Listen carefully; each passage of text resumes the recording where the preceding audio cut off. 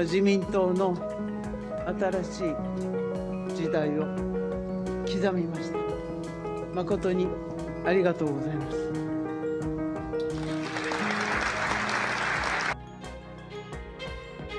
일본이 발칵 뒤집혔습니다. 불과 50km. 부산에서 고작 그 거리밖에 떨어져 있지 않은 섬이었죠. 그런데 말입니다. 1592년 일본이 직접 만든 지도엔 그 섬이 조선 영토로 표기돼 있었습니다. 도대체 누가, 왜 이런 지도를 만들었을까요? 그 한 장의 종이가 국제사회를 뒤흔들었고 전 세계 언론이 이 숫자 하나, 55에 주목했습니다. 그런데 놀라운 건 거기서 끝이 아니었습니다. 최신 해양 감시망의 좌표값이 0.8% 오차로 일치한 것인데요. 과거의 지도와 현재의 기술이 완벽히 맞물린 그 순간, 역사적 거짓이 무너지는 데 걸린 시간은 단 3분이면 충분했습니다. 회의장은 충격 그 자체였죠. 이제 세계가 묻습니다. 그 섬, 정말 일본 땅이 맞습니까? 지금부터 그 놀라운 현장 속으로 들어가 보시죠. 미국에서 날아온 충격적인 이야기. 바로 시작합니다. 그리고 지금 어디에서 시청하고 계신지 댓글로 남겨주세요. 여러분의 이야기도 듣고 싶습니다. 그 전에 잠깐 1초 만에 누를 수 있는 좋아요 버튼을 꾹 눌러주시면 영상 제작에 큰 힘이 됩니다. 그럼 바로 사연 시작하겠습니다. 부산에서 50km. 대마도. 1592년 일본이 만든 지도엔 조선 영토로 표기된 그 섬. 그날 새벽에 일본 해상자위대 함정 4척이 이 섬 주변을 포위했습니다. 독도 도발에 이어 이번엔 대마도까지. 그런데 말입니다. 그들은 특별했습니다. 한국 정부는 아무 말도 하지 않았거든요. 브리핑도 없고 성명도 없었으며 항해 전화조차 한 통 없었습니다. 저는 오랫동안 전쟁 상황과 긴박한 순간들을 지켜봐왔지만 이런 침묵은 처음이었어요. 안녕하세요. 제 이름은 버락 프랭크라고 합니다.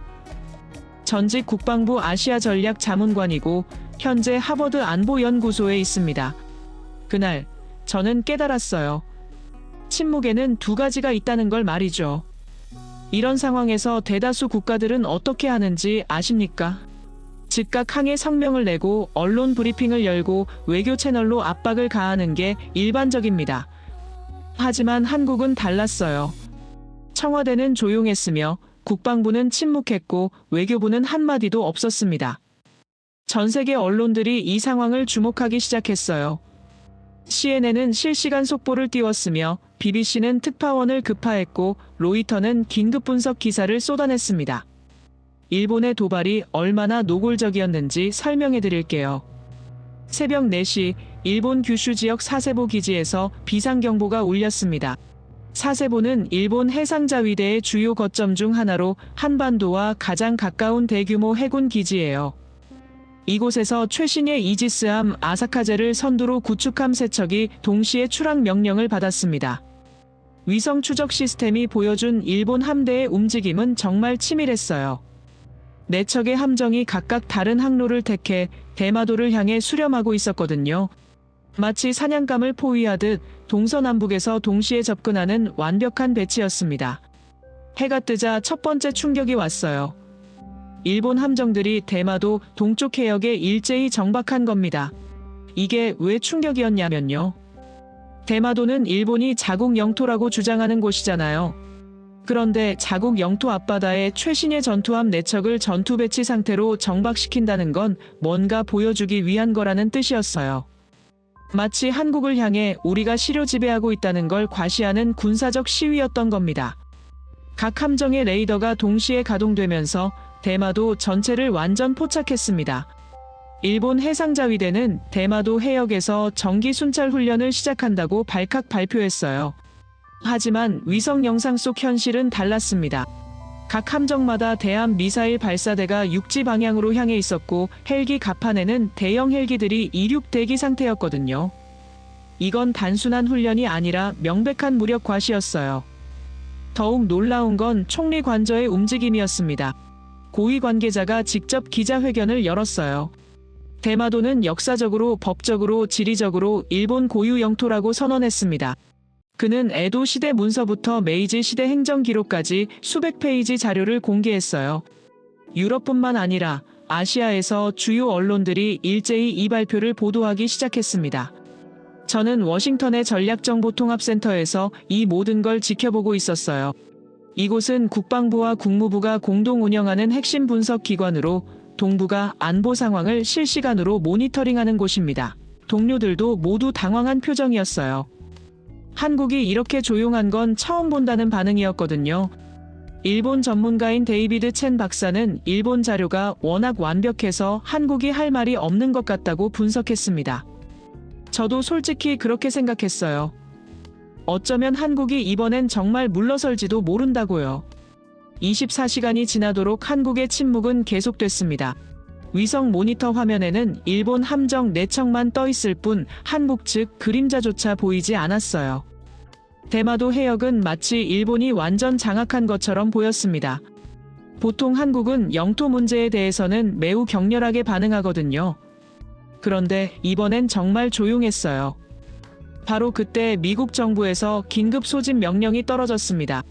윌리엄 체인버스 국방장관이 직접 저를 호출한 겁니다. 프랭크 한국 측 반응을 직접 확인해달라는 지시였어요. 하지만 서울로 가기 전에 저는 외교 채널로 한국 국방부와 연락을 시도했습니다. 놀랍게도 연결이 됐어요. 통화한 사람은 박재훈 국제협력국장이었습니다. 그는 제가 예상했던 것과 완전히 다른 반응을 보였어요. 목소리가 너무 차분했거든요. 걱정해 주셔서 감사합니다. 프랭크 박사님, 저희는 상황을 면밀히 주시하고 있고 필요한 자료 수집과 대응 방안은 이미 준비 중입니다. 너무 큰 움직임을 보이면 오히려 상황이 복잡해질 수 있어서 신중하게 접근하고 있어요. 신경 써주셔서 정말 고맙습니다. 저는 전화를 끊고 나서 더 혼란스러웠어요. 이건 포기한 게 아니라 뭔가 계획이 있다는 뜻이었거든요. 하지만 도대체 무슨 계획일까요? 일본이 저렇게 완벽하게 준비한 상황에서 한국이 할 수 있는 게 뭐가 있을까요? 이틀째 되던 날 제네바에서 긴급 연락이 왔습니다.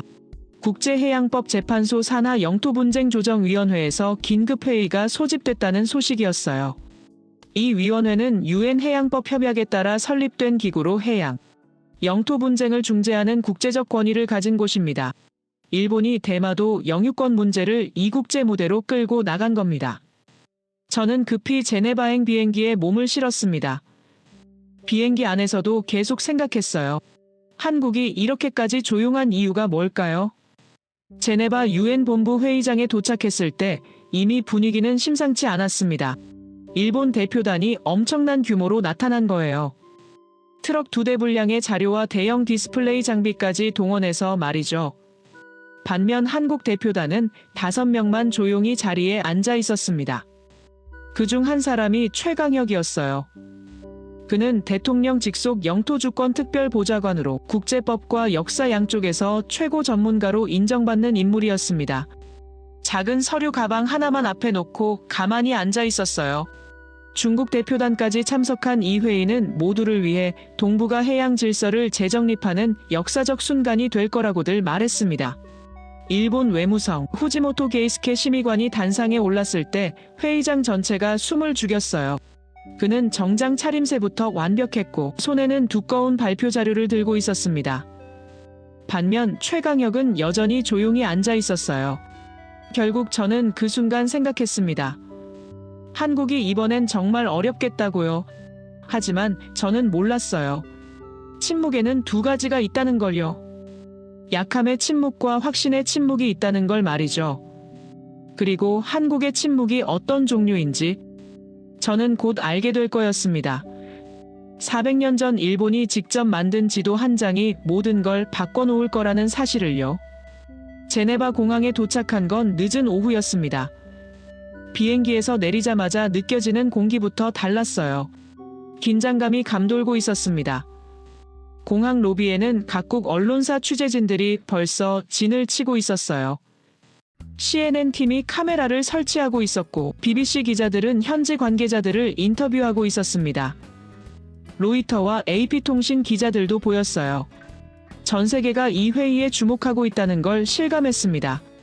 택시를 타고 UN 본부로 향하는 길에 라디오에서 뉴스가 흘러나왔습니다.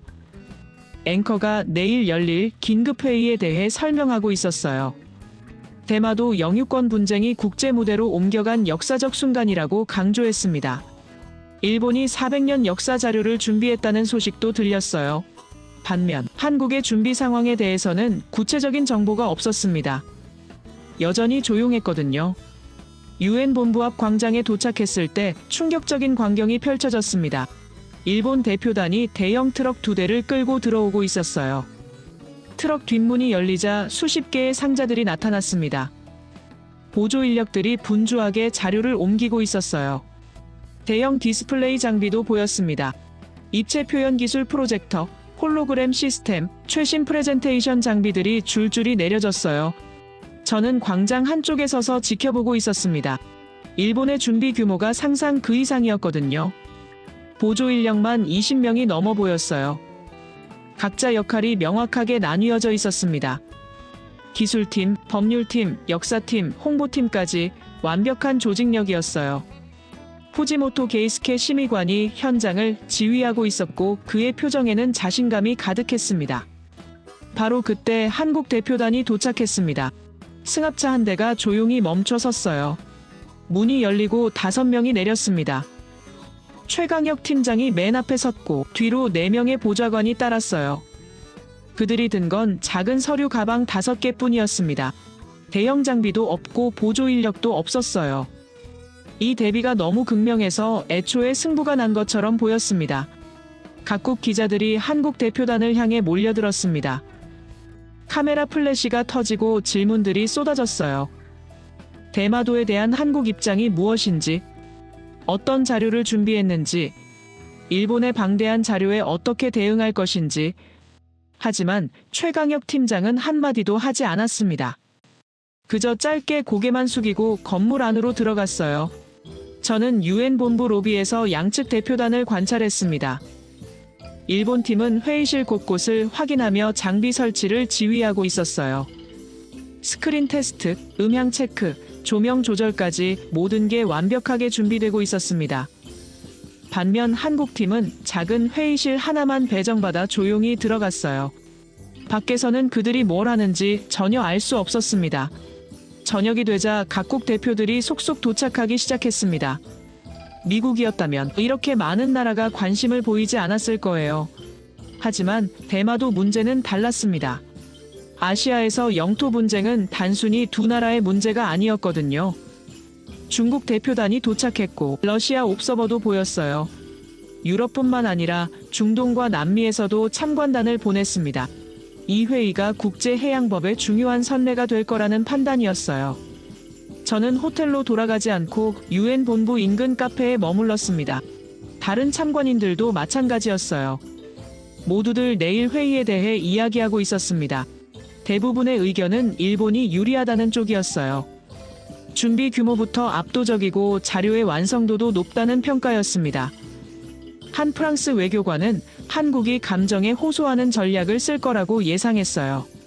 하지만 국제 무대에서는 감정보다 증거가 중요하다고 덧붙였습니다. 밤 9시쯤 저는 다시 UN 본부로 돌아갔습니다. 불이 켜진 회의실들이 보였어요. 일본 팀은 여전히 리허설을 하고 있었습니다. 푸지모토 심의관이 스크린 앞에 서서 발표 연습을 하고 있었고 팀원들이 타이밍을 체크하고 있었어요. 완벽을 추구하는 모습이었습니다. 반면 한국 팀이 있는 회의실은 조용했습니다. 불은 켜져 있었지만 밖에서는 아무 소리도 들리지 않았어요. 저는 궁금했습니다. 그들이 대체 무엇을 준비하고 있는지요? 일본이 저렇게 완벽하게 준비한 상황에서 한국이 할 수 있는 게 이렇게까지 적어 보이는데 말이죠. 자정이 넘어 호텔로 돌아왔을 때 워싱턴에서 메시지가 와 있었습니다. 체인버스 국방장관이 상황 보고를 요청한 거였어요. 저는 간략하게 답장을 보냈습니다. 일본의 준비는 완벽하고 한국의 전략은 아직 불명확하다고요. 솔직히 한국이 어렵겠다는 개인적 의견도 덧붙였습니다. 다음 날 아침 일찍 유엔 본부로 향했습니다. 회의는 오전 10시에 시작될 예정이었어요. 로비에는 벌써 각국 언론사 취재진들이 진을 치고 있었습니다. 생중계 준비가 한창이었어요. CNN, BBC, 알자지라, NHK, CCTV까지 주요 방송사들이 모두 모였습니다. 이 회의가 세계를 이끄는 언론들에게 얼마나 중요한 사건인지 실감했어요. 회의실 입구에서 양측 대표단을 다시 볼 수 있었습니다. 일본 팀은 정장 차림에 완벽한 준비를 마친 모습이었어요. 서류 가방마다 라벨이 붙어 있었고 각자 역할이 명확했습니다. 반면 한국 팀은 여전히 5명뿐이었어요. 최강혁 팀장의 표정은 차분했습니다. 이런 상황에서도 전혀 흔들림이 없어 보였어요. 저는 회의장 안으로 들어갔습니다. 좌석은 이미 각국 대표들로 가득 차 있었어요. 의장석 양쪽으로 일본과 한국 대표단이 마주보고 앉을 예정이었습니다. 뒤편에는 방청석이 있었고 언론석도 따로 마련되어 있었어요. 저는 참관인석에 자리를 잡았습니다. 미국 대표단 옆자리였어요. 회의 시작 10분 전 마지막으로 양측을 관찰했습니다. 일본 후지모토 심의관은 팀원들과 최종 점검을 하고 있었어요. 자신감 넘치는 모습이었습니다. 반면 최강혁 팀장은 조용히 앉아 있었어요. 그의 앞에는 작은 태블릿 하나만 놓여 있었습니다. 저는 생각해보면 그때 이상한 느낌을 받았어요. 최강혁 팀장의 차분함이 포기처럼 보이는 게 아니라 뭔가 준비된 듯한 여유처럼 느껴졌거든요. 바로 그때 한국 팀원 한 명이 조용히 자리를 떠났습니다. 복도로 나가더니 잠시 후 낡은 서류 케이스 하나를 들고 돌아왔어요. 케이스가 오래되어 보였습니다. 가죽이 닳아 있었고 모서리가 헤어져 있었어요. 그 안에 뭐가 들어있는지는 알 수 없었습니다. 하지만 최강혁 팀장이 그 케이스를 받아들고 잠깐 눈을 감았어요. 마치 준비를 다시 확인하는 듯한 모습이었습니다. 의장이 들어왔습니다. 회의 시작을 알리는 의사봉 소리가 회의장에 울려 퍼졌어요. 과거와 현재가 충돌하는 역사적 순간이 시작되려 하고 있었습니다. 저는 가슴이 두근거렸어요. 한국의 저 낡은 서류 케이스 안에 대체 무엇이 들어있을까요? 결국 내일이면 모든 게 밝혀질 거였습니다. 의장이 의사봉을 두드리며 회의 시작을 선언했습니다. 회의장 전체가 숨을 죽였어요. 각국 대표들이 자리에 앉았고 언론석에서는 카메라가 일제히 앞을 향했습니다. CNN 생중계가 시작됐고 화면 하단에는 실시간 자막이 흐르기 시작했어요. 대마도 영유권 분쟁 국제회의 개막. 여전히 한국 대표단은 조용했습니다. 의장이 일본 측에 먼저 발표 기회를 주겠다고 선언했어요. 후지모토 게이스케 심의관이 천천히 단상으로 걸어 나왔습니다. 그의 걸음걸이부터 자신감이 넘쳤어요. 손에는 리모컨 하나만 들고 있었고 뒤편에서는 기술팀이 대형 스크린을 켰습니다. 회의장 전체를 밝히는 화면이 펼쳐졌어요. 후지모토는 존경하는 의장님과 각국 대표 여러분께 감사하다며 입을 열었습니다. 오늘날 우리가 제시할 증거들은 대마도가 역사적으로, 법적으로, 지리적으로 일본 고유 영토임을 명확히 보여줄 것이라고 선언했어요. 그의 목소리는 차분했지만 강렬했습니다. 스크린에 입체 표현 기술 지도가 나타나기 시작했어요. 첫 번째 화면은 대마도의 지리적 위치였습니다. 홀로그램으로 구현된 동해 전체가 입체적으로 펼쳐졌어요. 대마도가 일본 규슈와 한반도 사이에 위치한 모습이 생생하게 보였습니다. 후지모토는 대마도가 일본 본토로부터 132km, 한반도로부터는 49.5km 떨어져 있다고 설명했어요. 하지만 거리가 영토 귀속을 결정하는 건 아니라고 강조했습니다. 이런 근거가 있다면서 다음 화면으로 넘어갔어요. 에도시대 행정 문서가 나타났습니다. 1667년 작성된 대마도 호적 대장이었어요. 일본어 원문과 영어 번역본이 동시에 표시됐습니다. 후지모토는 이 문서에 대마도 주민들이 일본 막부에 세금을 납부한 기록이 상세히 남아있다고 설명했어요. 구체적인 쌀 생산량, 어획량, 인구수까지 기록되어 있었습니다. 300년 이상 일본 행정체계 안에서 관리되어 온 증거라고 간주했어요. 다음 화면에는 메이지 정부의 지적 대장이 나타났습니다. 1868년부터 1912년까지 44년간의 토지 소유 기록이었어요. 각 필지마다 소유주 이름, 면적, 용도가 일본어로 명확히 기재되어 있었습니다. 후지모토는 이렇게 체계적으로 관리된 토지 기록은 실효적 지배의 명백한 증거라고 주장했어요. 국제법상 실효적 지배가 영토 귀속의 핵심 요건이라는 하버드 로스쿨 교수의 법리 해석까지 인용했습니다. 저는 솔직히 감탄했어요. 일본의 자료가 확실하게 설득력이 있었거든요. 옆자리에 앉은 영국 대표 제임스 경도 고개를 끄덕이며 메모를 적고 있었습니다. 독일 대표단도 진지한 표정으로 화면을 주시하고 있었어요. 회의장 분위기가 점진적으로 일본 쪽으로 기울어지고 있었습니다. 후지모토는 계속해서 증거를 제시했습니다. 쇼와 시대의 학교 교육 기록이 나타났어요. 1925년부터 1945년까지 대마도에 설립된 일본 공립학교 문서였습니다. 학생 명부, 교사 명단, 교육 과정표가 상세히 남아 있었어요. 모두 일본어로 교육이 진행됐다는 증거였습니다. 그는 교육 체계야말로 국가를 위해 국민을 양성하는 핵심 시스템이고 이것이 100년 가까이 지속됐다는 건 명백한 영토 주권 행사라고 역설했어요.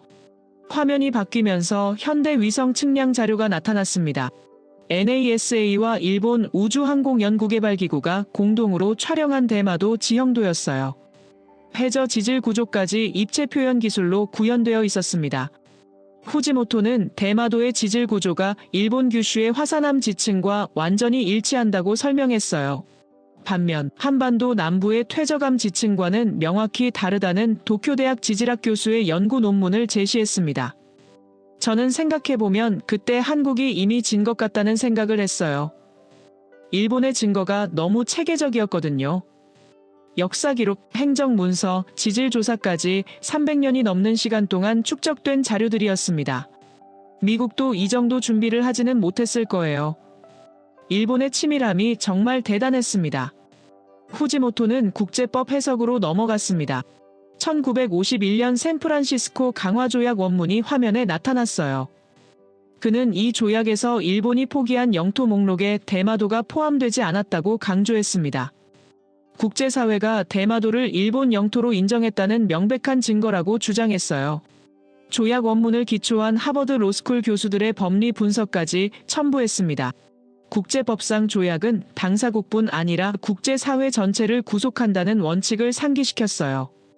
40분간 계속된 후지모토의 발표는 압도적이었습니다.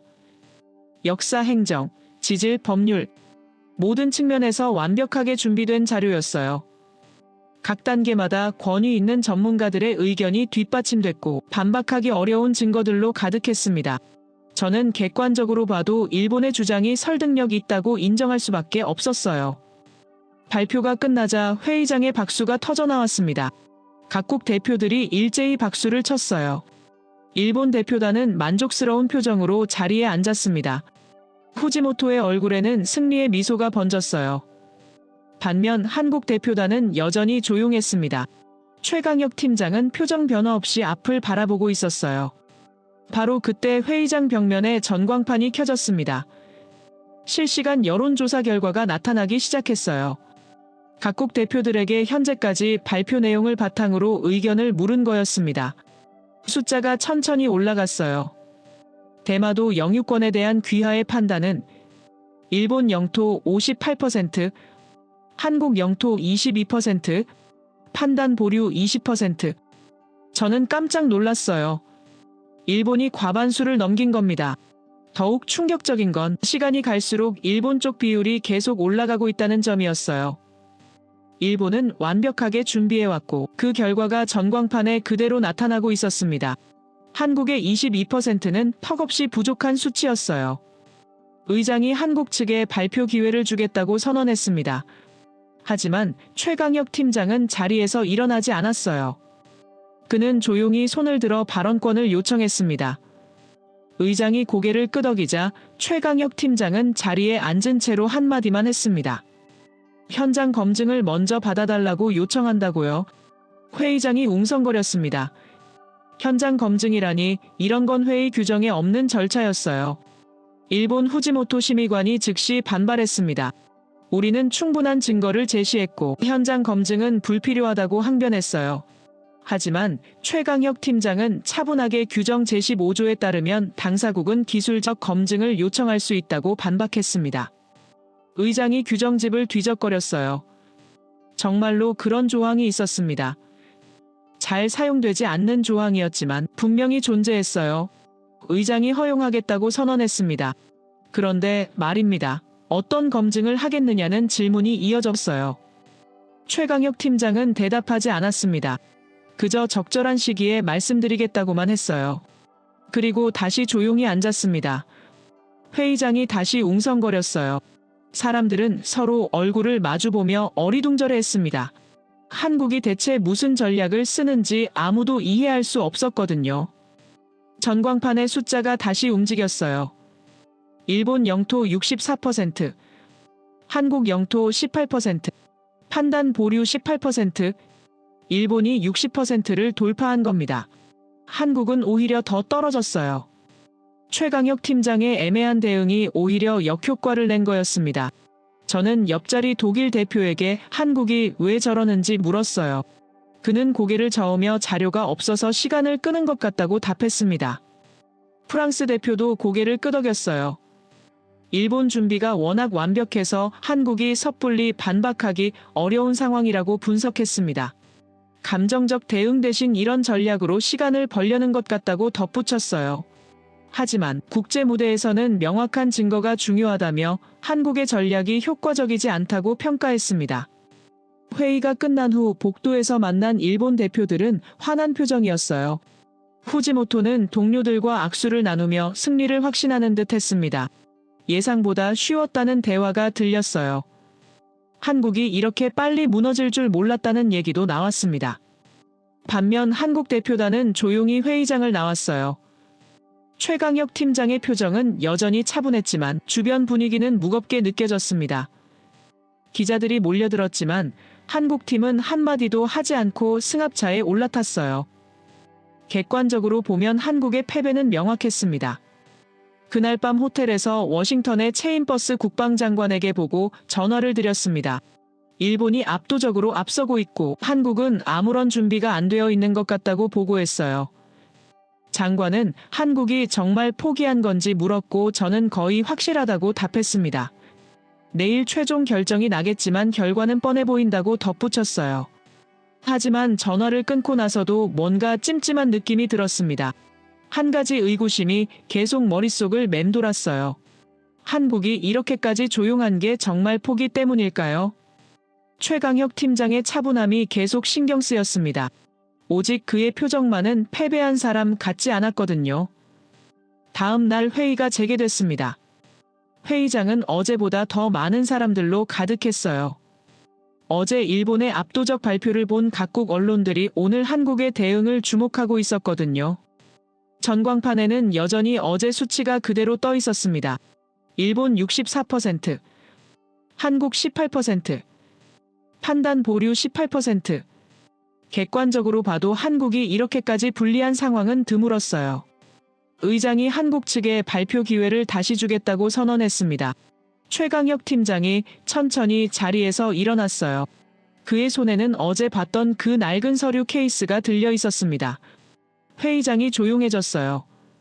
모두가 한국이 어떤 반박을 할지 궁금해했거든요. 최강혁 팀장은 단상으로 걸어가면서 그 케이스를 조심스럽게 탁자 위에 올려놓았습니다. 최강혁 팀장이 회의장을 천천히 둘러보며 어제 일본이 제시한 자료들은 정말 훌륭했다고 인정했습니다. 300년 이상 축적된 행정 기록과 현대 과학 기술까지 동원한 완벽한 준비였다고 평가했어요. 회의장이 웅성거렸습니다. 한국이 일본을 칭찬하는 게 이상했거든요. 하지만 최강혁 팀장은 침착하게 말을 이었어요. 그런데 말입니다. 한 가지 질문을 드리겠다며 입을 열었습니다. 역사의 진실은 누가 기록하느냐에 따라 달라질 수 있는지 물었어요. 각국 대표들이 고개를 갸우뚱했습니다. 최강혁 팀장은 만약 일본이 스스로 작성한 기록에 다른 내용이 있다면 그것도 증거로 인정해야 하지 않겠느냐고 덧붙였습니다. 회의장이 조용해졌어요. 무슨 의미인지 모두가 궁금해했습니다. 최강혁 팀장이 낡은 서류 케이스를 열었습니다. 안에서 오래된 지도 한 장이 나타났어요. 종이가 누렇게 변색되어 있었고 모서리가 약간 헤어져 있었습니다. 하지만 보존 상태는 양호했어요. 그는 조심스럽게 지도를 꺼내 스크린 카메라 앞에 놓았습니다. 대형 스크린에 그 지도가 확대되어 나타났어요. 이것은 1592년 도요토미 히데요시의 명령으로 제작된 조선국 8도 총도라고 최강혁 팀장이 설명하기 시작했습니다. 임진왜란을 일으킨 바로 그 도요토미 히데요시가 조선 침략을 준비하면서 정확한 지리 정보를 파악하기 위해 만든 지도라고 덧붙였어요. 회의장이 술렁거리기 시작했습니다. 도요토미 히데요시의 이름만으로도 충분히 권위 있는 자료였거든요. 화면이 확대되면서 지도 한쪽 모서리가 클로즈업 됐습니다. 거기에 섬 하나가 보였어요. 최강혁 팀장이 레이저 포인터로 그 섬을 가리켰습니다. 이것이 대마도이고 여기 한자로 명확히 조선국 경상도 소속이라고 적혀 있다고 설명했어요. 회의장이 순간 얼어붙었습니다. 저는 눈을 의심했어요. 일본이 만든 지도에 대마도가 조선 땅으로 표기되어 있다니요. 일본 후지모토 심의관이 즉시 벌떡 일어났습니다. 그의 얼굴이 붉어지고 있었어요. 감정적으로 그 지도의 출처를 밝히라고 요구했습니다. 목소리가 떨리고 있었어요. 의장이 후지모토에게 발언권을 주었고 그는 흥분한 상태로 말을 이어갔습니다. 그런 지도는 본 적이 없고 위조 가능성이 있다고 주장했어요. 최강혁 팀장은 차분하게 이 지도는 일본 국립공문서관에 보관 중인 원본이라고 답했습니다. 보관 번호는 내각문고 소장 고지도류 조선국 8도 총도이고 일본 정부가 직접 관리하고 있는 공식 문서라고 설명했어요. 그는 태블릿을 들어 일본 국립공문서관 홈페이지를 화면에 띄웠습니다. 정말로 그 지도가 등록되어 있었어요. 등록 날짜, 보관 위치, 상태까지 상세히 기록되어 있었습니다. 후지모토가 다시 반박하려 했지만 최강혁 팀장은 말을 이었습니다. 이 지도가 왜 중요한지 설명하겠다며 추가 자료를 공개했어요. 화면에 또 다른 문서가 나타났습니다. 도요토미 히데요시가 조선 침략을 명령하면서 작성한 군사 작전 계획서였어요. 여기에는 조선의 팔도를 어떻게 공략할 것인지 상세히 기록되어 있었습니다. 최강혁 팀장이 설명했습니다. 도요토미 히데요시는 적을 정확히 알기 위해 최고 수준의 지도 제작을 명령했고 당시 일본 최고 기술자들이 동원되어 이 지도를 만들었다고요. 전쟁을 준비하는 군사 지도이기 때문에 정확성이 무엇보다 중요했다고 강조했어요. 그리고 그 정확한 지도의 대마도가 조선 땅으로 표기되어 있다는 건 당시 일본 최고 권력자조차 대마도를 조선 영토로 인식했다는 증거라고 설명했습니다. 회의장이 웅성거렸습니다. 각국 대표들이 서로 눈을 마주보며 속삭이기 시작했어요. 저는 반전 포인트를 목격하고 있다는 걸 깨달았습니다. 일본이 만든 지도가 일본을 반박하고 있었으니까요. 이건 단순한 역사 자료가 아니라 결정적 증거였어요. 최강혁 팀장은 거기서 멈추지 않았습니다. 추가 증거를 제시하겠다며 다음 화면으로 넘어갔어요. 1530년 조선에서 제작된 신증동국여지 승람이 나타났습니다. 여기에도 대마도가 경상도에 속한 섬으로 기록되어 있다고 설명했어요. 조선왕조실록 세종 원년 기록도 함께 제시했습니다. 대마도를 정벌한 기록이 상세히 남아있고 신라 때부터 우리 땅이었다는 내용이 한문으로 적혀 있었어요. 일본 후지모토 심의관이 다시 일어났습니다. 이번엔 더 흥분한 상태였어요. 그 기록들은 한국 측 주장일 뿐이고 객관적 증거가 아니라고 목소리를 높였습니다. 의장이 진정하라고 주의를 주었지만 후지모토는 계속 항변했어요. 일본의 300년 행정 기록이 훨씬 더 신뢰할 수 있다고 주장했습니다. 최강혁 팀장은 여전히 차분했습니다. 그는 조용하지만 단단한 목소리로 답했어요. 일본의 300년 기록은 인정하지만 그보다 100년 앞선 일본 자신의 기록은 왜 무시하느냐고 물었습니다. 1592년 지도는 분명히 일본이 만든 것이고 일본 국립공문서관이 보관하고 있는 원본이라고 강조했어요. 위조가 불가능한 공식 문서라고 덧붙였습니다. 회의장 분위기가 변하기 시작했습니다. 각국 대표들의 표정이 달라지고 있었어요. 영국 대표 제임스 경이 프랑스 대표에게 뭔가를 속삭였습니다. 독일 대표 슈미트 박사도 진지한 표정으로 메모를 적기 시작했어요. 저는 느꼈습니다. 회의장 공기가 한국 쪽으로 기울어지고 있다는 걸요. 전광판의 숫자가 움직이기 시작했습니다. 일본 영토 58%에서 52%로 떨어졌어요. 한국 영토는 18%에서 28%로 올랐습니다. 판단 보류는 20%로 늘어났어요. 아직 일본이 앞서고 있었지만 격차가 줄어들고 있었습니다. 결국 일본이 만든 지도의 충격이 수치로 나타나기 시작한 거예요. 최강혁 팀장이 마지막 자료를 꺼냈습니다. 이번엔 1872년 메이지 정부 시절 일본이 다시 필사한 동일한 지도였어요. 원본이 훼손될까봐 복사본을 만든 거였는데 거기에도 대마도가 조선 땅으로 표기되어 있었습니다. 메이지 정부조차 이 지도의 내용을 그대로 인정하고 보존했다는 증거라고 설명했어요. 후지모토가 세 번째로 일어났습니다. 이번엔 목소리가 더 커졌어요. 그 지도는 전쟁 중 임시로 만든 것이고 공식 행정구역과는 무관하다고 주장했습니다. 메이지 정부 이후 일본 행정체계에 대마도가 포함된 게 더 중요하다고 역설했어요. 그의 대응 방법은 점점 더 감정적이 되고 있었습니다. 최강혁 팀장은 오히려 더 차분해졌습니다. 그는 일본 대표의 주장을 정리하며 말했어요. 전쟁 중 만든 지도라서 신뢰할 수 없다는 논리라면 반대로 질문하겠다고 했습니다. 적을 공격하기 위해 만든 군사 지도가 부정확할 리 있겠느냐고 물었어요. 도요토미 히데요시는 조선을 정복하기 위해 최대한 정확한 정보를 원했을 것이고 그래서 최고 기술자들을 동원해 지도를 만들었을 거라고 설명했습니다. 그의 논리는 명확했어요. 전쟁 준비용 지도야말로 가장 정확한 지도이고 그 지도에 대마도가 조선 땅으로 표기되어 있다는 것, 당시 일본이 대마도를 조선 영토로 인식했다는 명백한 증거라고 간주했습니다. 회의장이 다시 술렁거렸어요.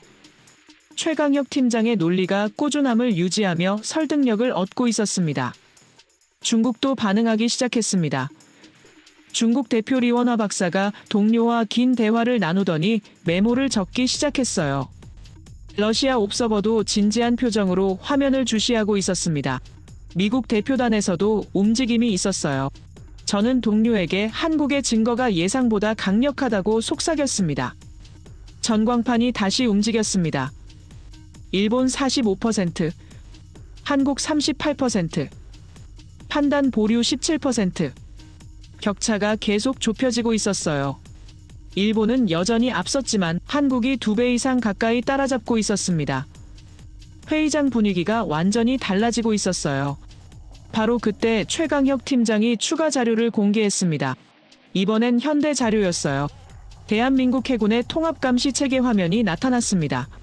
회의장이 또다시 술렁거렸어요. 역사 자료에서 갑자기 현대 군사기술로 넘어간 거였거든요. 최강혁 팀장이 설명했습니다. 역사적 증거만으로 부족하다면 현재의 실효적 지배 능력도 보여드리겠다고 했어요. 화면에는 대마도 주변 해역이 실시간으로 표시되고 있었습니다.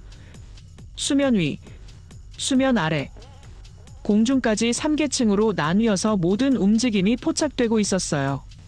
이것은 대한민국 해군의 통합감시 체계라고 최강혁 팀장이 설명했습니다. 대마도 해협 전체를 실시간으로 감시하고 있다고 덧붙였어요. 화면 속에는 놀라운 정보들이 가득했습니다. 파란색 점들은 세종급 구축함의 장거리 탐지 레이더 신호였고 녹색 선들은 차세대 구축함 통합 감시 시스템이었어요. 빨간색 파형들은 잠수함의 수중 음향 탐지 자료였습니다. 더욱 놀라운 건 공중 감시망이었습니다. 대마도 해역을 덮고 있는 무인기들의 움직임이 흰색 점들로 표시되고 있었어요. 동해안에 설치된 초장거리 레이더 12기가 부채꼴 모양으로 신호를 뿌리고 있었습니다. 최강혁 팀장이 세부 정보를 확대했어요. 수온, 조류, 풍향까지 모든 게 실시간으로 모니터링되고 있었습니다. 일본 후지모토 심의관이 네 번째로 일어났습니다. 이번엔 당황한 표정이 역력했어요. 이것은 과장된 시뮬레이션일 가능성이 있다고 항변했습니다. 실제 데이터가 아닐 수 있다는 겁니다. 하지만 그의 목소리에는 확신이 없었어요. 최강혁 팀장이 차분하게 답했습니다. 그렇다면 실제로 확인해 보시겠느냐고 물었어요. 지금 이 순간 대마도 서쪽에서 접근하고 있는 함정이 있다고 설명했습니다. 화면 왼쪽에 주황색 점 하나가 나타났어요. 그 옆에는 상세 정보가 떴습니다. 신규 목표물 식별 구축함급 함정으로 확인되며 현재 속도는 18노트라고 표시됐어요. 동남쪽으로 항진하고 있고 신호 특성상 일본 해상자위대 소속으로 추정된다는 정보가 나타났습니다. 예상 함명은 아카츠키 유도탄 구축한 171번이라고 구체적으로 표시됐어요. 회의장이 술렁거렸습니다. 일본 대표단은 급히 자신들의 태블릿을 확인하기 시작했어요. 하지만 그들의 화면에는 아무것도 나타나지 않았습니다. 일본 기술 담당자가 당황스러워하며 자신들 시스템에는 아무것도 잡히지 않는다고 보고했어요. 최강혁 팀장은 설명했습니다. 현재 그 함정은 엔진 반출력 상태로 은밀 기동 중이고 일반적인 감시 장비로는 탐지가 어려운 조건이라고 했어요. 하지만 대한민국 시스템에는 약 1분 뒤 일본 화면에도 나타날 예정이라고 덧붙였습니다. 시간이 흘러갔습니다. 30초, 40초, 50초. 회의장 전체가 숨을 죽이고 지켜봤어요. 정확히 1분 후 일본 측 태블릿에서 삐 소리가 났습니다. 화면에 새로운 신호가 나타난 거였어요. 위치와 속도, 방향 모든 게 한국 화면과 정확히 일치했습니다. 회의장이 웅성거렸습니다. 각국 대표들이 놀란 눈으로 서로를 바라봤어요. 한국이 일본 함정을 일본보다 먼저 탐지한 겁니다. 저는 충격을 받았어요. 한국의 기술 수준이 이렇게까지 높을 줄 몰랐거든요. 미국 대표단에서 윌슨 기술 참모가 저에게 다가왔습니다. 한국 신호와 동일한 목표물을 미국도 포착했다고 보고했어요. 위치와 속도 오차는 0.8%에 불과하다고 덧붙였습니다. 이건 한국 데이터가 진짜라는 뜻이었어요. 중국도 같은 신호를 잡았다고 확인했습니다. 전광판이 극적으로 움직였습니다. 일본 38%, 한국 48%, 판단 보류 14%, 한국이 처음으로 앞섰습니다. 역시 기술력의 실제 시연이 결정적이었어요. 일본의 역사 자료도 훌륭했지만 한국은 역사와 현재 기술력을 모두 증명해 보인 겁니다. 일본 후지모토 심의관은 더 이상 반박하지 못했습니다. 자국 함정을 자국보다 먼저 탐지한 한국의 능력 앞에서 할 말이 없었던 거예요. 그의 얼굴은 창백했고 동료들과 긴급 회의를 시작했습니다. 반면 최강혁 팀장은 여전히 차분했어요. 최강혁 팀장이 마지막으로 말했습니다. 역사는 감추려 해도 결국 드러나는 법이고 특히 자신들이 기록한 역사는 더욱 그렇다고 했어요. 그리고 기술은 거짓말을 하지 않는다고 덧붙였습니다. 우리는 역사적 증거와 현대 기술력으로 대마도와의 연결을 명확히 보여드렸다고 선언했어요. 회의장에 박수가 터져나왔습니다. 각국 대표들이 일제히 박수를 쳤어요. 저도 모르게 손뼉을 치고 있었습니다. 한국의 저력이 정말 대단했거든요.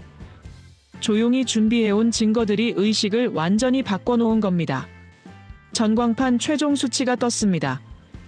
일본 32%, 한국 53%, 판단 보류 15%, 한국이 과반수를 넘긴 순간이었어요. 저는 그때 깨달았습니다. 침묵 속에 숨겨진 한국의 전략이 얼마나 치밀했는지를요. 그들은 일본이 만든 지도와 현대기술력이라는 두 개의 결정적 카드를 가지고 있었던 겁니다. 회의가 끝난 직후 회의장 밖은 혼란에 빠졌습니다. 각국 기자들이 양측 대표단을 향해 몰려들었어요. 카메라 플래시가 터지고 질문들이 쏟아졌습니다. 일본 후지모토 심의관은 고개를 숙인 채 빠르게 회의장을 빠져나갔어요. 반면 최강혁 팀장은 짧은 코멘트를 남겼습니다. 진실은 언제나 드러나게 되어 있고 우리는 그저 역사가 말하게 했을 뿐이라고 했어요. 저는 호텔로 돌아가 긴급 보고서를 작성하기 시작했습니다. 워싱턴의 체인버스 국방장관에게 보낼 보고서였어요. 상황이 완전히 역전됐고 한국의 증거가 예상을 뛰어넘는 수준이었다고 썼습니다. 특히 1592년 일본이 만든 지도가 결정타였다고 강조했어요. 일본이 스스로 만든 문서가 일본을 반박하는 상황이라고 덧붙였습니다. 보고서를 보내고 난 직후 CNN 속보 알림이 떴습니다. 일본에서 예상치 못한 생방송이 시작됐다는 소식이었어요. 저는 급히 노트북으로 생중계를 켰습니다. NHK 스튜디오에 나이든 남성 한 명이 앉아 있었어요. 흰 머리에 정장을 입은 70대 정도로 보이는 인물이었습니다. 자막이 화면 아래에 떴습니다. 전 일본 해상자위대 기술국장 하야시 다케시 긴급 인터뷰라고 표시됐어요. 저는 깜짝 놀랐습니다. 하야시 다케시는 일본 해군 기술 분야에서 30년 넘게 일한 전설적 인물이었거든요. 그가 왜 갑자기 생방송에 나온 건지 궁금했어요. 앵커가 하야시에게 오늘 갑자기 이 자리에 나온 이유를 물었습니다. 하야시는 앞에 놓인 서류를 내려놓고 카메라를 정면으로 바라봤어요. 그의 눈빛에는 결단한 의지가 담겨 있었습니다. 그리고 단호하게 입을 열었어요. 대마도 감시 기술의 핵심은 대부분 한국에서 제공받은 자료였다고 선언했습니다. 회의장이 순간 정적에 휩싸였습니다. 저는 화면을 뚫어지게 바라봤어요. 일본 내부 고위 기술자가 이런 폭탄 발언을 한다는 게 믿기지 않았거든요. 하야시는 말을 이었습니다. 일본의 독자 기술은 30%도 안 되고 한국이 제공한 신호체계 없이는 대마도 주변을 단 1시간도 제대로 감시할 수 없다고 고백했어요. NHK 스튜디오가 조용해졌습니다. 앵커조차 말을 잇지 못했어요. 하야시가 손에 든 얇은 서류철을 펼쳤습니다. 카메라가 서류를 클로즈업했어요. 이것은 1998년부터 2016년까지 일본 방위성 내부 보고서라고 설명했습니다. 각 페이지의 제목이 화면에 나타났습니다. 첫 번째 문서에는 대마도 감시 기술 한국 제공 의존도 70% 유지라고 쓰여 있었어요. 두 번째 문서는 한국 자료가 없을 경우 감시 공백 예상 시간 11시간이었습니다. 세 번째 문서가 가장 충격적이었어요. 대마도 주장은 기술적 근거 없음이라고 명시되어 있었거든요. 하야시는 마지막으로 고위 관계자들의 대마도 발언은 사실을 왜곡한 정치적 결정이었다고 밝혔습니다. 자신은 그 거짓말을 더 이상 감당할 수 없어서 이 자리에 나왔다고 덧붙였어요. 일본 여론이 폭발했습니다. 생방송을 보던 시민들이 SNS에 분노와 충격을 쏟아내기 시작했어요. 저는 주먹을 꽉 쥐었습니다. 일본이 숨긴 건 역사 기록뿐이 아니었던 겁니다. 기술력 전체를 속였던 거예요. 처음부터 일본은 한국의 도움 없이는 대마도 주변을 제대로 감시할 수 없었던 겁니다. 그런데도 대마도가 자신들 땅이라고 주장해왔다니요. 즉시 워싱턴으로 암호 전문을 보냈습니다. 일본 내부 고위 기술자가 한국 감시 체계 우위를 공식 인정했고 이렇게 중요한 정보를 숨겨왔다고 보고했어요. 동맹 전략 전면 재검토가 필요하다고 강조했습니다. 미국은 오랫동안 일본의 기술력을 신뢰해왔는데 그게 모두 거짓이었던 거거든요. 제네바 회의장으로 다시 돌아왔을 때 이미 모든 대표단이 하야시의 생방송 소식을 알고 있었습니다. 복도 곳곳에서 충격적이라는 반응이 들렸어요.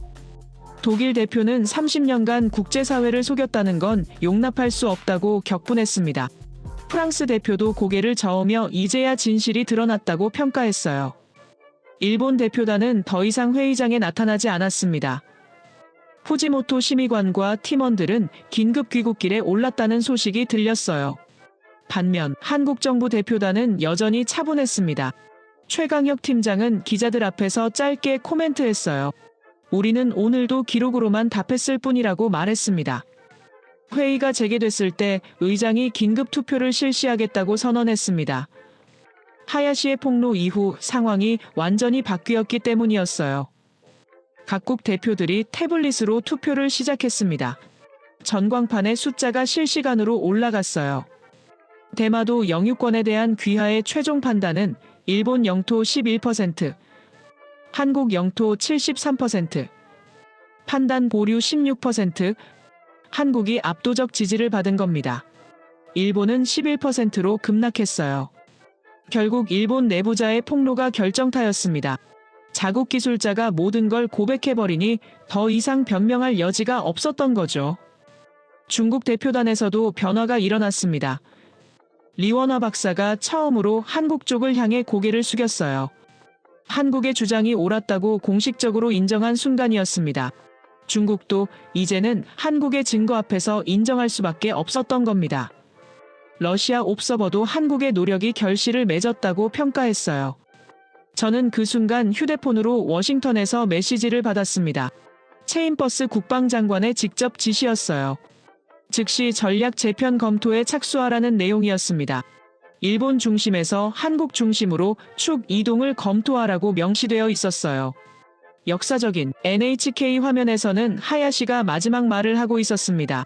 30년간 숨겨온 진실을 더 이상 감출 수 없고 일본 국민들도 알 권리가 있다고 강조했어요. 그의 꾸준함과 양심이 결국 진실을 드러낸 겁니다. 그런데 말입니다. 이건 한 사람의 용기만으로 된 게 아니었어요. 최강혁 팀장이 기자회견에서 추가 발언을 했습니다. 숨긴 진실은 언젠가 당사자의 입으로 돌아온다며 오늘이 바로 그날이라고 말했어요. 그 말이 회의장 전체에 울려 퍼지는 순간 저는 확신했습니다. 일본의 30년 대마도 전략이 완전히 무너졌다는 걸요. 일본 대표단은 이미 제네바를 떠났습니다. 더 이상 버틸 수 없는 상황이었거든요. 반면 한국 대표단은 여전히 차분했어요. 승리했지만 오만하지 않았고 사실을 증명했지만 과장하지 않았습니다. 그 품격 있는 모습을 보며 저는 깨달았어요. 한국이 단순히 기술적으로 우위에 있는 게 아니라 외교적 품격까지 갖춘 진정한 강국이라는 걸요. 역시 부산에서 50km 떨어진 그 섬은 역사적으로나 기술적으로나 한국과 더 깊은 연결을 가지고 있었습니다. 1592년 일본이 만든 지도가 그걸 증명했고 현대 한국의 감시 기술이 그걸 확인해줬어요. 일본이 이렇게까지 오랫동안 숨겨온 진실이 마침내 드러난 겁니다. 회의장 밖에서는 각국 언론들이 속보를 쏟아내고 있었습니다. CNN은 한국의 역사적 승리라고 보도했고 BBC는 일본의 30년 거짓말이 무너졌다고 평가했어요. 알자지라는 동북아 질서가 재편될 것이라고 분석했습니다. 전 세계가 이 역사적 순간을 목격하고 있었어요. 저는 회의장을 나서며 마지막으로 최강혁 팀장을 봤습니다. 그는 동료들과 조용히 대화하고 있었어요. 그의 표정에는 승리의 기쁨보다는 책임을 다했다는 안도감이 보였습니다. 한국의 저력은 단순히 증거를 준비한 것만이 아니었어요. 조용히 진실을 지켜온 인내와 품격이었던 겁니다. 다음 날 아침 주요 신문 헤드라인은 모두 같은 내용이었습니다. 대마도 한국 영토 국제사회 인정. 일본 내부 고백으로 30년 주장 붕괴. 동북아 질서, 대전환 시작, 역사가 다시 쓰여지는 순간이었어요. 그리고 그 중심에는 조용히 진실을 준비해온 한국이 서 있었습니다. 제네바 회의가 끝나고 사흘째 되던 날 도쿄에서 충격적인 소식이 전해졌습니다. 일본 내각이 비상사태 회의를 소집했다는 겁니다. 하야시의 폭로 이후 일본 여론이 폭발했고 여당 의원들이 줄줄이 사퇴를 발표하기 시작했어요. 내각은 사실상 붕괴 직전이었습니다. CNN이 실시간으로 도쿄 상황을 중계하고 있었어요. 저는 호텔방에서 생중계를 지켜보고 있었습니다. 일본 국회 본회의장 앞에 시민들이 몰려들고 있었어요. 30년간 우리를 속였다는 플래카드가 보였고 진실을 밝히라는 구호가 울려 퍼졌습니다. 일본 내부에서도 분노가 터져나오고 있었던 거예요. 자국 정부가 국가 전체를 거짓말로 이끌어왔다는 사실에 충격받은 겁니다. 오후 6시 고위 관계자가 국회 본회의장에 나타났습니다. 전국 생중계로 진행되는 긴급 기자회견이었어요. 그의 얼굴은 완전히 굳어 있었습니다. 카메라 앞에 선 그는 천천히 고개를 숙이기 시작했어요. 30초 가까이 침묵이 흘렀습니다. 그리고 입을 열었어요. 대마도는 한국 영토입니다. 그의 첫 마디가 일본 전국에 울려 퍼졌어요. 저는 숨이 멎는 줄 알았습니다. 일본 최고 권력자가 직접 영토 주장을 포기한 거였거든요. 그는 말을 이었습니다. 일본 정부는 지난 30년간의 잘못된 주장을 공식적으로 인정하고 사과드린다고 선언했어요. 일본 정치사에서 유례없는 굴복 선언이었습니다. 고위 관계자가 직접 영토 주장을 철회한 거예요.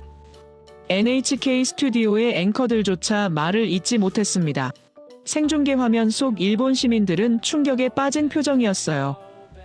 누군가는 고개를 숙이고 있었고 누군가는 눈물을 흘리고 있었습니다. 그 직후 도쿄 증시가 연속 폭락했습니다. 정치적 혼란과 함께 경제적 충격도 동반된 거였어요.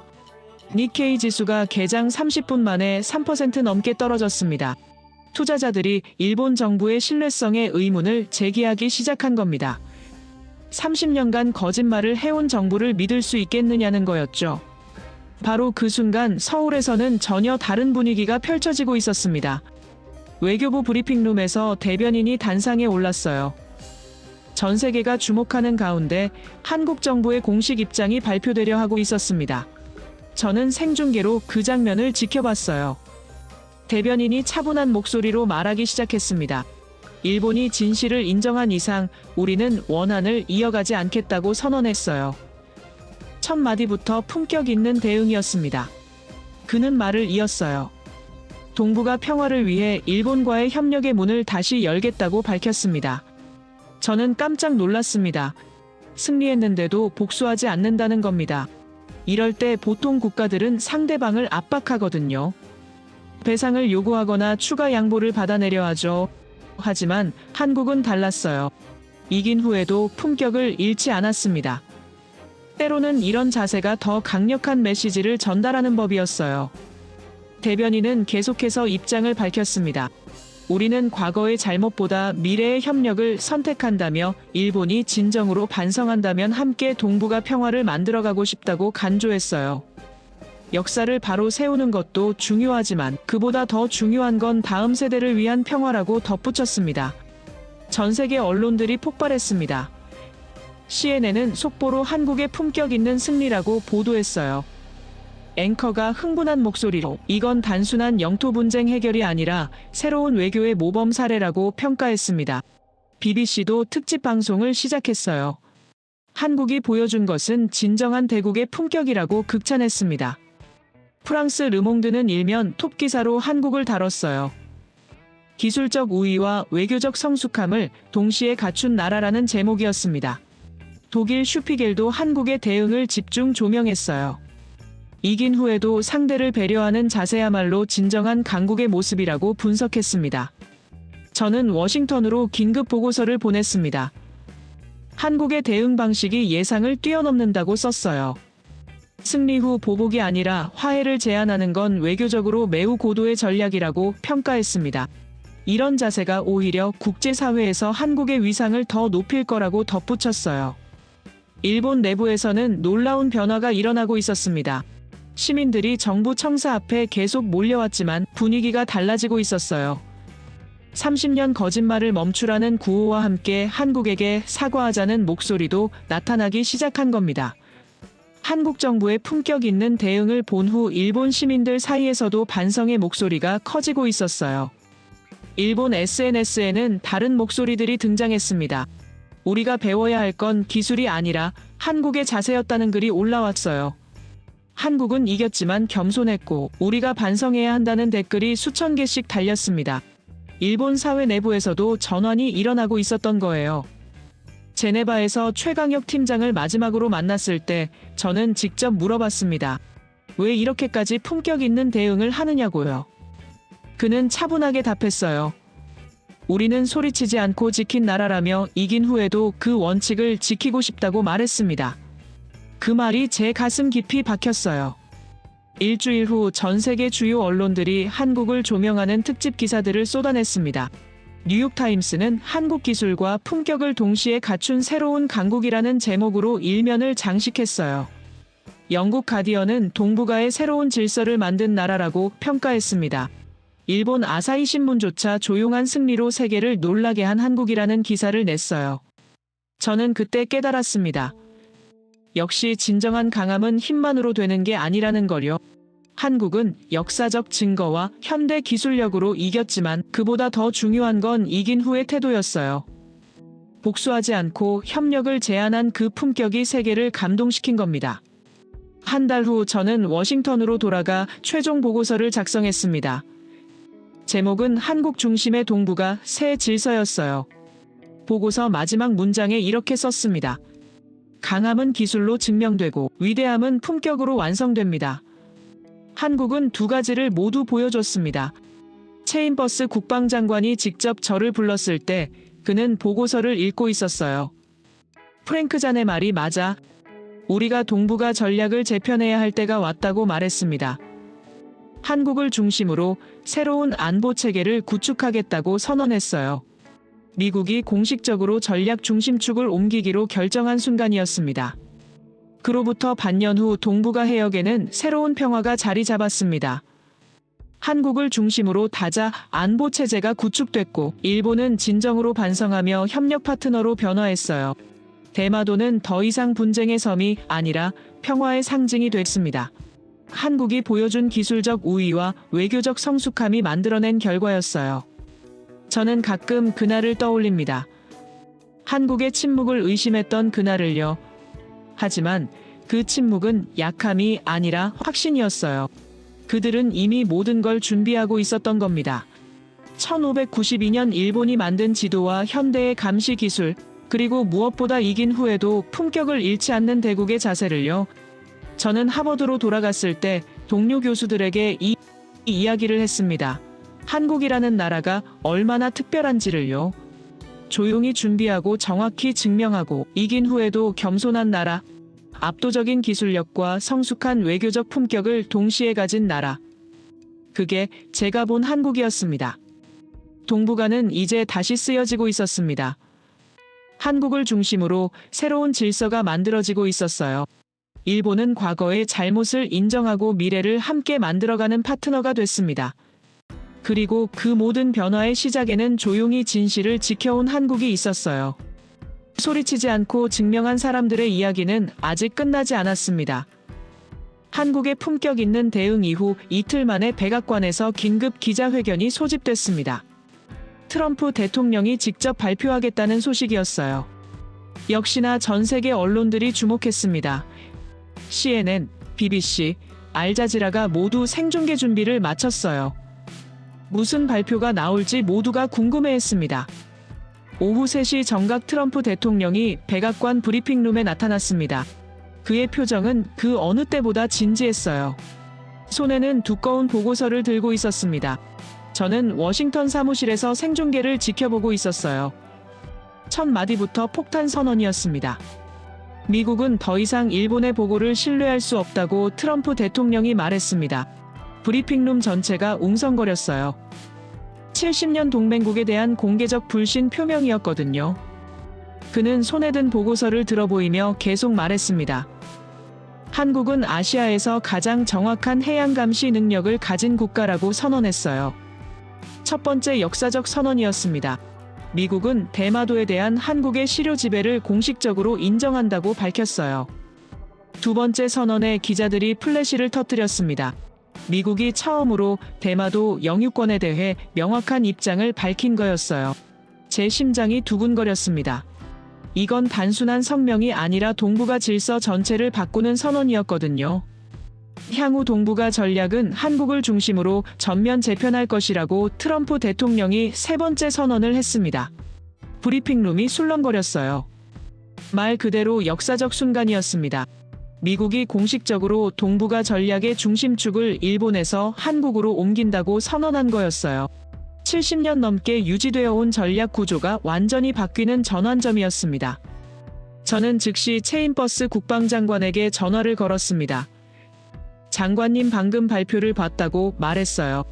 그는 프랭크 자네가 보낸 보고서가 결정적이었다며 이제 한국을 새로운 파트너십의 핵심으로 삼을 거라고 밝혔습니다. 특별 임무가 하나 있다고 덧붙였어요. 한국을 새로운 동맹 핵심으로 지정하는 공식 문서를 직접 청와대에 전달하라는 지시였습니다. 이틀 후 저는 서울행 비행기에 올랐습니다. 이번엔 한국의 굴복을 확인하러 가는 게 아니었어요. 역시 한국의 승리를 공식적으로 인정하고 새로운 파트너십을 시작하러 가는 거였습니다. 인천공항에 도착했을 때 한국 외교부 관계자들이 마중 나와 있었어요.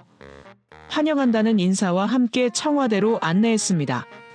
청와대에서 한국 대통령과의 면담이 이루어졌습니다. 저는 공식 문서를 전달했어요. 그 문서에는 트럼프 대통령의 친필 서명과 함께 이런 문구가 적혀 있었습니다. 동북아의 기준점은 이제 한국이다. 한국 대통령은 문서를 받으며 미국과 함께 지역 평화를 만들어가겠다고 답했습니다. 품격 있는 대응이었어요. 면담이 끝나고 청와대를 나서는데 가슴이 뭉클했습니다. 몇 달 전만 해도 한국의 침묵을 의심했던 제가 이제는 한국의 승리를 공식적으로 인정하는 문서를 전달하고 있었으니까요. 역사의 흐름이 완전히 바뀐 걸 체감하는 순간이었어요. 그 무렵 일본에서는 놀라운 변화가 계속되고 있었습니다. 시민들이 한국 대사관 앞에 모여 사과 메시지를 전달하기 시작했어요.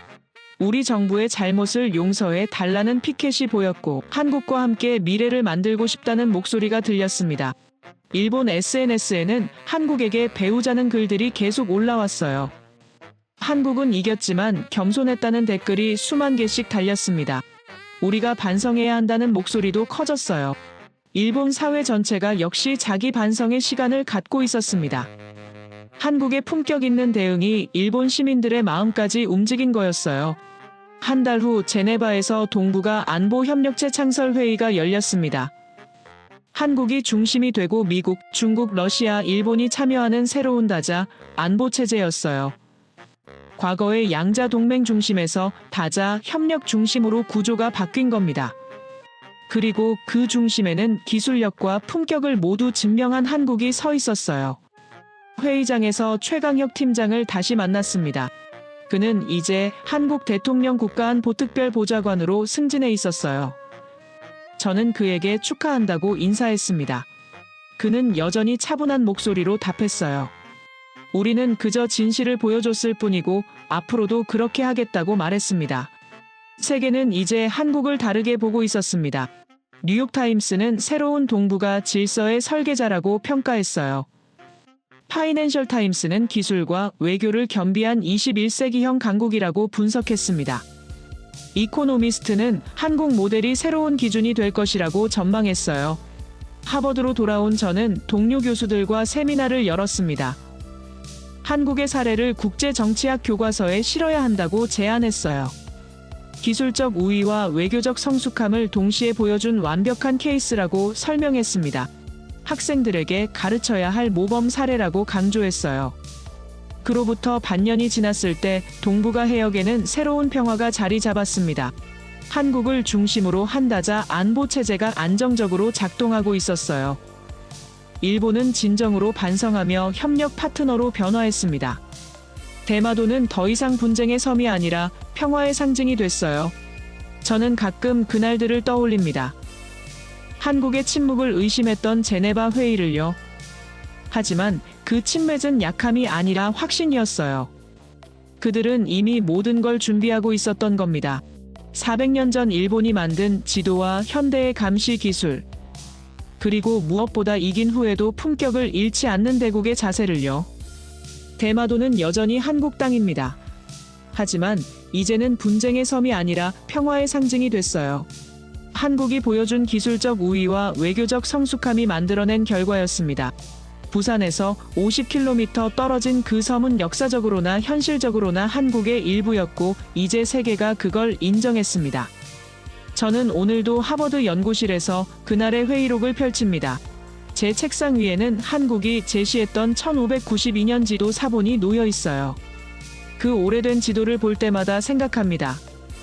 진실은 결국 드러나게 되어 있고 조용히 준비한 자들의 이야기는 결코 끝나지 않는다는 거요.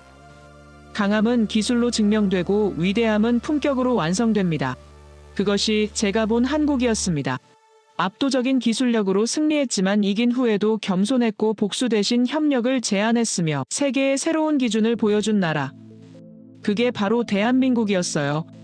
동북아의 지도는 다시 그려졌습니다. 힘의 중심은 바뀌었지만 그것은 자연스러운 변화였어요. 기술과 신뢰와 품격을 갖춘 나라가 중심이 되는 건 당연한 일이었습니다. 이제 세계는 한국을 기준으로 논의합니다. 저는 그날을 새로운 시작이라 부릅니다.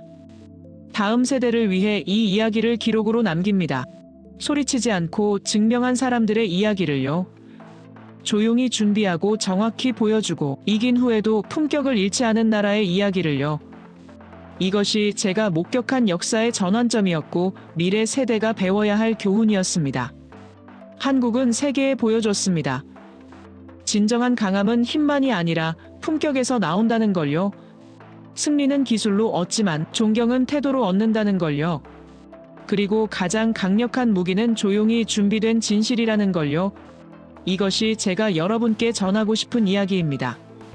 여러분도 기억해 주시기 바랍니다. 조용히 증명한 자들의 이야기를요. 소리치지 않고 지킨 나라의 이야기를요. 그리고 이긴 후에도 품격을 잃지 않은 진정한 강국의 모습을요. 이런 나라들이 미래의 세계를 이끌어갈 것이라 믿습니다. 제 이야기를 끝까지 들어주셔서 감사합니다. 모두 안녕히 계세요. 오늘의 사연 어떻게 들으셨나요? 역사는 늘 먼 과거의 이야기처럼 느껴지지만 오늘처럼 한 장의 지도나 한 줄의 기록이 세상을 흔들 때가 있죠. 때로는 침묵이 가장 강한 대답이 되기도 하고 오래된 진실이 가장 새로운 뉴스가 되기도 합니다.